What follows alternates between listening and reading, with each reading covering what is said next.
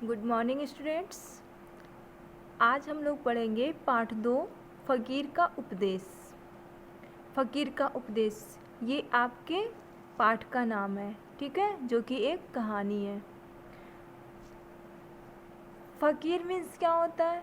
फ़कीर मीन्स होता है मुसलमान साधु। जो मुसलमान साधु होते हैं उन्हें फ़कीर कहा जाता है।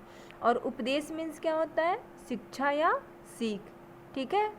तो इस कहानी में मुसलमान साधु के द्वारा दी गई शिक्षा या सीख के बारे में बताया गया है। तो सबसे पहले इस कहानी में एक बूढ़े फ़कीर के उपदेश से एक आलसी किसान के जीवन में हुए अद्भुत परिवर्तन को दर्शाया गया है, ठीक है। इस कहानी में मुख्यतः 3 पात्रों की भूमिका को दर्शाया गया है। इस कहानी में 3 लोगों की भूमिका अहम है। एक आलसी किसान है। आलसी किसको कहा जाता है? जो किसी काम को करने से जी चुराता है, जो किसी काम को करने से मना कर देता है, वो आलसी होता है, ठीक है। तो एक आलसी किसान है जो अपना काम नौकरों से कराता है और इस प्रकार वो गरीब बना रहता है, हमेशा गरीब बना रहता है। दूसरी भूमिका है एक बूढ़े फ़कीर की, जो लोगों को अपने उपदेश द्वारा लोगों की समस्या का समाधान करते हैं। और तीसरी भूमिका है एक अन्य किसान का, जो खेती करने के लिए राम गुलाम की ज़मीन को खरीदता है, ठीक है। तो इस प्रकार इन तीनों पात्रों की भूमिका अहम है इस कहानी में। तो चलिए हम लोग इस कहानी को विस्तार से पढ़ते हैं। एक बार गांव में एक बूढ़ा फ़कीर आया। उसने गांव के बाहर अपना आसन जमाया। वह बड़ा होशियार फ़कीर था।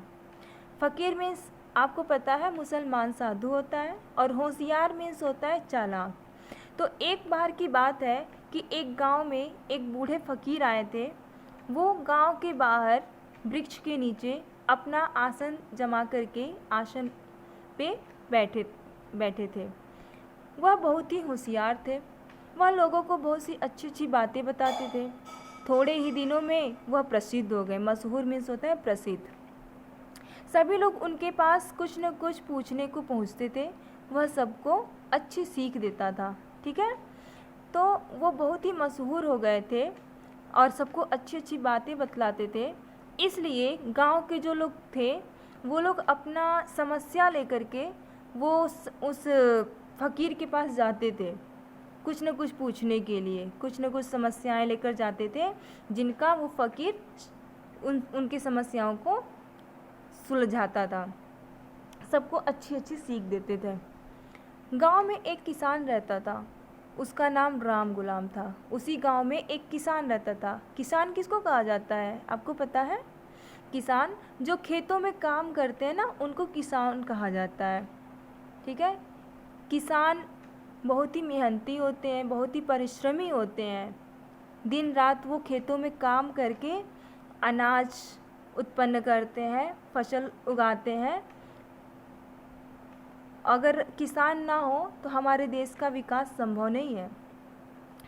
किसान के ही परिश्रम से हमारे देश का भी विकास होता है, ठीक है। अगर किसान ना होता तो आज हम लोग जितने अच्छे से हर एक चीज़ को प्राप्त कर लेते हैं, अनाज हुआ, साग सब्जी हुआ, फल फूल हुआ, ये सारी चीज़ें किसान के ही द्वारा हमें मिलता है। किसान की मेहनत के बदौलत ही हमें मिलता है। तो उसी गांव में एक किसान रहता था। उसका नाम राम गुलाम था। क्या नाम था? राम गुलाम। उसके पास बहुत सी ज़मीन थी, बहुत सारी ज़मीन थी उसके पास। फिर भी राम गुलाम सदा गरीब रहता था। जब इतनी सारी ज़मीन जायदाद होने के बाद भी वह राम गुलाम हमेशा गरीब बना रहता था। उसकी खेती कभी अच्छी नहीं होती थी। उसकी जो खेती थी वो कभी अच्छी नहीं होती थी, यानी कि उसमें कभी भी अच्छे फसल नहीं उगते थे। धीरे धीरे राम गुलाम पर बहुत सा कर्ज हो गया। इस प्रकार राम गुलाम पे बहुत सारे कर्ज हो गए। महाजन रोज उसी रुपए के लिए तंग करने लगा। महाजन किसको कहा जाता है? जो उधार पर पैसे देते हैं ना, उनको महाजन कहते हैं। तो जो महाजन लोग थे वो अब इनको राम गुलाम को तंग करने लगे, क्योंकि वे समय से पैसा नहीं लौटा रहा था जो उधार लिया था। लेकिन खेतों में अब भी कुछ पैदा नहीं होता था। इतना वो काम करवाता था खेतों में, लेकिन फिर भी उसके खेतों में अच्छी फसल, ऐसी अच्छी पैदावार नहीं होती थी। राम गुलाम खुद खेतों में बहुत कम जाता था। वह सारा काम नौकरों से कराता था। राम गुलाम क्या करता था, उसकी जो खेत थी वो उस पर बहुत कम जाता था। ये देखने कभी नहीं जाता था कि उसके खेतों में कैसे काम हो रहे हैं। वह सारा काम नौकरों से कराता था। उसके यहाँ 2 नौकर थे, वे जैसा चाहते वैसा करते थे। जब राम गुलाम खुद नहीं जाता था खेतों में देखने के लिए कि काम किस तरह हो रहा है, तो जो नौकर थे वो अपनी मर्जी से जैसा वो चाहते थे वैसा वो करते थे। आखिर महाजन से तंग आकर राम गुलाम ने अपनी आधी ज़मीन बेच दी। इस प्रकार जब बार बार जो महाजन थे, जो इसको उधार पैसा दिए थे, वो लोग बार बार तंग करने लगे, परेशान करने लगे, तो राम गुलाम ने अपनी सारी आधी ज़मीन क्या कर दिया, बेच दिया। अब आधी ज़मीन ही उसके पास रह गई थी। जिन खेतों में बहुत कम पैदावार होती थी उन्हें ही राम गुलाम ने बेचा था। जिन खेतों में बहुत कम पैदावार होती थी, बहुत कम फसल उगते थे, उसी ज़मीन को उसने बेच दिया। जिस किसान ने उसकी ज़मीन ली थी वह बड़ा मेहनती था, बहुत ही परिश्रमी था, मेहनती था। वह अपना सारा काम अपने हाथों से करने की हिम्मत रखता था। ठीक है, जो काम उससे न होता तब वह मज़दूरों से कराता, पर रहता सदा उनके साथ ही साथ था। वो सारा काम वो खुद करता था, और जो काम नहीं हो पाता था उस काम को पूरा करने के लिए वह मज़दूरों की सहायता लेता था। लेकिन ऐसा नहीं था कि वो मज़दूरों पर ही सब कुछ छोड़ देता था। वो मज़दूरों के साथ साथ अपने भी काम करता था, उनके साथ ही साथ रहता था। वह कभी अपना काम मज़दूरों के भरोसे नहीं छोड़ता था, उनके भरोसे नहीं छोड़ता था अपना काम। पहली ही फसल में उस किसान ने उन खेतों को इतना अच्छा बना दिया कि उनमें चौगुनी फसल हुई। किसान के मेहनत के फलस्वरूप क्या हुआ, एक ही बार में, पहली ही बार में फसल में उस किसान ने उन खेतों को इतना अच्छा बना दिया कि उसमें चौगुनी फसल हुई। 2 गुनी 3 गुनी नहीं, 4 गुनी फसल उसमें उत्पन्न हो गए। राम गुलाम ने जब यह देखा तो वह अपने भाग्य को कोसने लगा। जब इस तरह देखा कि उसने जो आधी ज़मीन बेची है उस ज़मीन पे इतने अच्छे अच्छे फसल उग गए हैं, तो अपने भाग्य को कोसने लगा कि मेरा ही भाग्य खराब है। इधर उस पर और भी कर्ज हो गया। इधर क्या होता है, वो कर्ज से मुक्ति पाने के लिए अपनी आधी ज़मीन बेचता है, लेकिन धीरे धीरे उसके ऊपर कर्ज और ज़्यादा हो जाता है और उसको बड़ी चिंता रहने लगी। वो चिंतित रहने लगा हर समय। आखिर एक दिन वह भी फ़कीर के पास गया। एक दिन तंग आकर के परेशान जब रहने लगा तो उसको लगा कि हमें भी फ़कीर के पास जाना चाहिए अपनी समस्या को लेकर के। उसने बड़े दुख के साथ अपने दुर्भाग्य की कहानी फ़कीर से कह सुनाई। दुर्भाग्य मीन्स होता है बुरा भाग्य। फिर फ़कीर ने सुनकर कहा, अच्छी बात है, कल हम तुम्हें बताएंगे। फ़कीर राम गुलाम की परेशानी को सुने, उनकी समस्या को सुने, लेकिन कोई उत्तर नहीं दिए। उन्होंने कहा ठीक है, तुम कल आना, हम तुमको बताएंगे कि क्या करना है। राम गुलाम चला आया।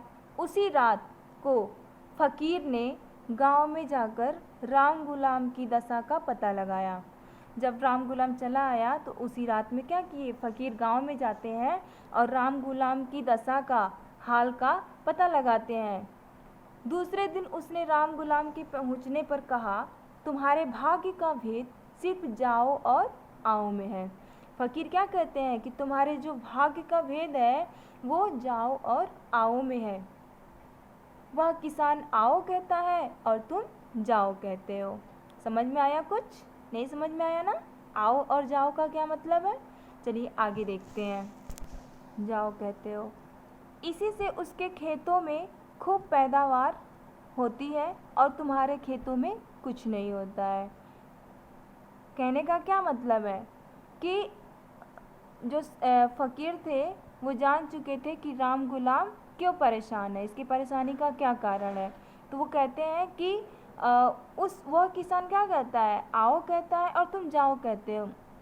यानी कि जो तुम्हारी खेती है और जिन मज़दूरों से तुम काम करवाते हो, नौकरों से काम करवाते हो, तो तुम क्या करते हो, तुम सारा काम उन नौकरों के भरोसे छोड़ देते हो। तुम खुद नहीं जाते हो अपने खेतों पे काम करने के लिए, बस ये कह देते हो कि जाओ तुम लोग काम करो। लेकिन वो किसान जो है वो अपने नौकरों के साथ, अपने मज़दूरों के साथ ये नहीं कहता है कि तुम जाओ काम करो, बल्कि वो कहता है कि आओ साथ साथ मिल कर के काम पे चलते हैं, काम को पूरा करते हैं। ठीक है, आगे देखते हैं। राम गुलाम कुछ भी ना समझा। राम गुलाम अभी समझ में नहीं आ रहा था उसको कि फ़कीर जो है वो क्या समझाना चाहते हैं, क्या बताना चाहते हैं। तब फ़कीर ने फिर से कहा, तुम खेती का सारा काम मज़दूरों पर छोड़ देते हो। अभी मैंने बताया ना, तुम उनसे कहते हो जाओ ऐसा करो, पर खुद न उनके साथ जाते हो न काम करते हो।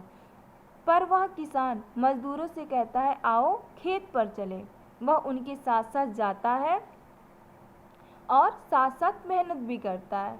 ठीक है, मज़दूर भी उसके डर से खूब मेहनत करते हैं। जाहिर सी बात है, अगर हम कोई भी काम नौकरों पे छोड़ देंगे और खुद नहीं जाएंगे देखने के लिए कि वो काम सही से हो रहा है कि नहीं हो रहा है, किस तरह वो सब काम कर रहे हैं कि नहीं कर रहे हैं, तो क्या होगा, नौकर को भी लगेगा कि चलो मालिक तो मेरा आएगा नहीं देखने के लिए कि हम काम किस तरह कर रहे हैं, तो अपनी मनमानी करेंगे, आधा काम करेंगे आधा काम नहीं करेंगे।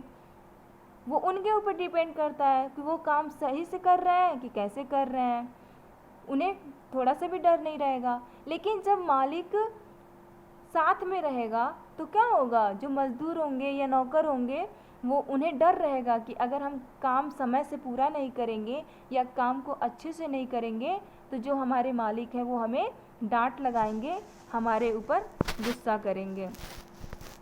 ठीक है, तो कहते हैं कि तुम्हारे मज़दूरों की तरह वे मनमाना काम नहीं करते हैं।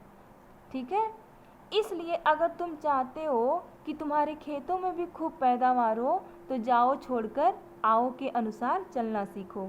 ठीक है, जाओ और आओ का मतलब आप समझ गए।